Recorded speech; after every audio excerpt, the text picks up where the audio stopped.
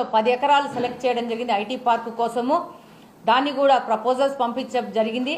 తొందరలో అది కూడా మొదలవుతుంది. అలాగనే యువతకు ఎంటర్‌ప్రెన్యూర్స్ తయారు చేయడానికి స్టార్టప్ కడప అని చెప్పి 10 కోట్ల రూపాయలతో, అది కూడా సిఎస్ఆర్ ఫండే, P4 మోడల్లో ముఖ్యమంత్రి గారు P4 మోడల్ని తీసుకొచ్చారు. అందులో భాగంగా స్టార్టప్ కడప బిల్డింగ్ ఈ యొక్క ఎంతూసియాస్టిక్ యంగ్ యువతకి వాళ్ళు ఎంటర్‌ప్రెన్యూర్ కావాలంటే అక్కడ శిక్షణ ఇస్తారు. ఈ స్టార్టప్ కడప పనులు జరుగుతూ ఉన్నాయి. వాటిని కూడా ఫినిష్ చేసి ప్రజలకు అందుబాటులో తేవడం జరుగుతుంది. అలాగనే constituency vision action plan unit అని చెప్పేసి ఇది కూడా ముఖ్యమంత్రి గారు ప్రతి ఒక్క నియోజకవర్గానికి కేటాయించడం జరిగింది. దాని యొక్క ఆఫీస్ కూడా మున్సిపల్ కార్పొరేషన్ ఆఫీస్లో ఏర్పాటు చేయడం జరిగింది. అక్కడ కూడా దీన్ని ఎలా కాన్స్టిట్యుయెన్సీని మనం డెవలప్ చేసుకోవాలని చెప్పేసి వివిధ వర్గాలకు సంబంధించిన పెద్దల ద్వారా ఈ యొక్క యాక్షన్ ప్లాన్ తయారు చేసుకుని ముందుకు పోయే పరిస్థితి ఉంది. అలాగనే ముఖ్యంగా ఇది నాది, దాదాపు గెలిచిన రోజు నుంచి ఈ రోజు వరకు 400 మంది పేదవాళ్లకి సీఎంఆర్ రిలీఫ్ ఫండ్స్ ఇవ్వడం జరిగింది. దాదాపు 4.5 కోట్ల రూపాయల పైచిలకు తీసుకురావడం జరిగింది. ఎవరు వచ్చినా కూడా ఎప్పటికప్పుడు పలికి వాళ్ళకి సీఎంఆర్ఎఫ్ రిలీఫ్ ఫండ్స్ ఇవ్వడం జరుగుతూ ఉంది. గాంజాకు వ్యతిరేకంగా పోరు చేస్తాము. గాంజాను నిర్మూలించడమే ముఖ్య లక్ష్యంగా నా ఎలక్షన్ మేనిఫెస్టోలో చెప్పాను. ఆ విధంగానే ముందుకెళ్తున్నాను. ఎవరు వ్యక్తి కూడా అరెస్ట్ చేస్తే మా పిల్లోడిని రిలీజ్ చేయండి, మా తమ్ముడిని రిలీజ్ చేయండి, నా దగ్గరికి వచ్చే పరిస్థితి లేదు. నేను విననని అందరికీ తెలుసు. పోలీసు వాళ్ళకి గాంజా గురించి, గాంజా సంబంధంగా ఏదైనా అరెస్టులు జరిగితే కఠినంగా వెళ్ళమని చెప్పడం జరిగింది. అదేవిధంగా గాంజా మీద మన కడపలో మీరు ముఖ్యంగా గమనించుంటారు, పెయిన్ కిల్లర్స్ని సిరంజి రూపంలో తీసుకొని వాటిని ఎక్కించుకొని యువత నాశనం అయిపోతాం. రీసెంట్గానే నా దగ్గరకు ఒక 10 వీడియోలు వస్తే నార్కోటిక్స్ బ్యూరో హెడ్ రవికిరణ్ గారికి డైరెక్ట్గా పంపించి వాటి మీద యాక్షన్ తీసుకునే విధంగా ఈరోజు డ్రోన్లతో కడపను పర్యవేక్షిస్తున్నారు పోలీస్ డిపార్ట్మెంట్ వాళ్ళు. ఈ మధ్యనే పెద్ద ఎత్తున ఈ గాంజా సప్లై చేసే వాళ్ళను పట్టుకోవడం జరిగింది. కఠినంగా మాకు ఫోన్లు వచ్చాయి. ఏ విధమైన రికమెండేషన్స్ కానీ ఏ విధమైన దానికి లెక్క చేయకండి, వాళ్ళకి ఏ విధమైన యాక్షన్ తీసుకుంటారో చెయ్యండి అని చెప్పడం జరిగింది. అలాగనే క్రైమ్ తగ్గించేందుకు పోలీసులను కూడా కఠినంగా ఉండమని రిక్వెస్ట్ చేసుకుంటా ఉన్నాము. ఎవరు ఏ లీడర్ నుంచి ఫోన్లు వచ్చినా కూడా క్రైమ్ చేసిన వాళ్ళని మాత్రం కాపాడేందుకు సహకరించకండి, కఠినంగా పోండి. తద్వారానే మనం కడపను కాపాడుకుని ఉంటుంది. ఇంకొకటి ఏంటంటే, ఈ యొక్క పనులన్నీ జరగాలంటే, ఈ గాంజా క్రైమ్ ఇవన్నీ జరగాలంటే మన యొక్క కడప నిఘా వ్యవస్థలోకి వెళ్ళాలి. నిఘా వ్యవస్థ రావాలంటే కడప మొత్తము సీసీ కెమెరాలతో నిర్బంధం చేసుకోవాలి. నిర్బంధం చేసుకుంటేనే రేపు ఇలాంటి పనులు చేయాలనుకున్న యువతకు ఒక భయం అనేది ఏర్పడుతుంది. చేయాలనుకున్న వాళ్ళు 100 మంది చేయాలనుకుంటే అందులో 90 మంది భయపడే పరిస్థితి వస్తుంది. బ్యాలెన్స్ 10 నిఘా వ్యవస్థ ద్వారా పట్టుకోవడం జరుగుతుంది.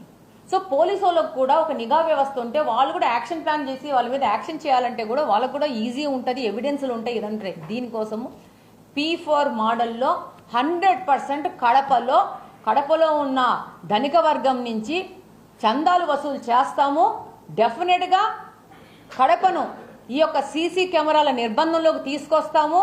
సీసీ కెమెరాలు పెట్టి ప్రజలకి, పోలీసు వాళ్ళకి, ఇక్కడ ఉన్న మహిళలకి, యువతకి వాటి గిఫ్ట్గా ఇస్తాం. ఇందులో ఎవరు ఏ విధంగా ఎన్ని ట్రోల్స్ చేసుకున్నా ఎనికి తగ్గేదే లేదు. ఇది చేసి తీరుతామని మరొకసారి గట్టిగా చెప్తా ఉన్నాను. ఇది చేసి తీరుతాం. ఇది మీకోసమో నా కోసమో చేసుకునేది కాదు. ఇక్కడున్న యువత కోసం చేసేది, ఇక్కడున్న మహిళల కోసం చేసేది, ఇక్కడున్న క్రైమ్ చేసే వాళ్ళని అరికట్టడానికి చేసేది, ఇక్కడున్న పోలీసు వాళ్ళకి సహాయకరంగా ఈ నిఘా వ్యవస్థను పెట్టుకోవాల్సిన అవసరం ఉంది. ఆ రోజే 17-18లోనే 50 లక్షల రూపాయలు డబ్బులు ఇచ్చినాం.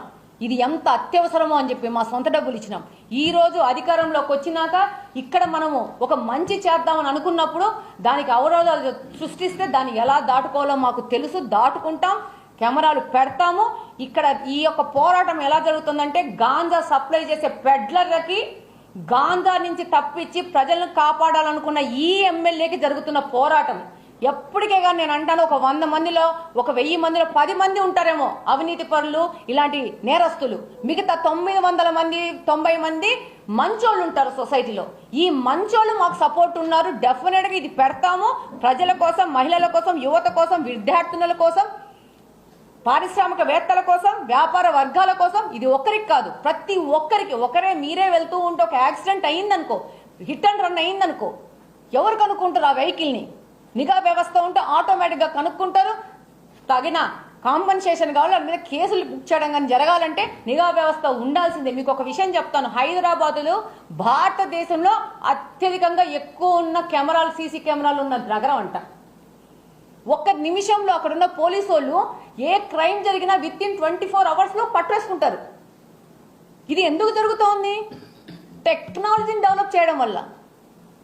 ప్రైవేట్ వ్యక్తులు మా ఇంట్లో 15 కెమెరాలు ఉంటాయి. ఎక్కడికక్కడ నిఘా వ్యవస్థ పెడితేనే నేరాలు చేయాలనుకున్న వాళ్ళకి భయం వస్తుంది. అలా భయపడే వాళ్ళే ఈరోజు ట్రోల్స్ చేస్తున్నారు. అలా నేరాలు చేసి ఈ కడపను గాంజా నగరంగా మార్చిన వాళ్లే ఈరోజు ట్రోల్స్ చేసుకుని వాళ్ళు సోషల్ మీడియాలో పర్సనల్ అకౌంట్లో పోస్ట్ చేసుకుంటా ఉన్నారు. ప్రజలు కూడా గమనిస్తున్నారు. నువ్వు గాంజాని పంపించాలా నగరం మీదకి నువ్వు అనుకుంటున్నావు, గాంజాని కంట్రోల్ చేయాలా, మహిళలకు తోడు ఉండాలా, మహిళల రక్షణ కోసం ఉండాలని చెప్పి ఈ ఎమ్మెల్యే అనుకుంటా ఉంది. కాబట్టి ఈ తాటాకు చెప్పులకి, ఈ చెత్త ట్రోల్స్ కి భయపడే పరిస్థితులు ఈ మాధవిరెడ్డి లేదని మళ్ళొకసారి చెప్తున్నాను. డెఫినెట్ గా సీసీ కెమెరాలు పెట్టి ముఖ్యమంత్రి గారి చేతుల మీద దీన్ని ఓపెనింగ్ చేసి తీరుతాము. దీన్ని ప్రజలకి, పోలీసులకి, యువతకి, మీలాంటి మీడియా మిత్రులకు కూడా ఒక గిఫ్ట్ గా ప్రజెంట్ చేస్తామని తెలియజేసుకుంటా ఉన్నాను.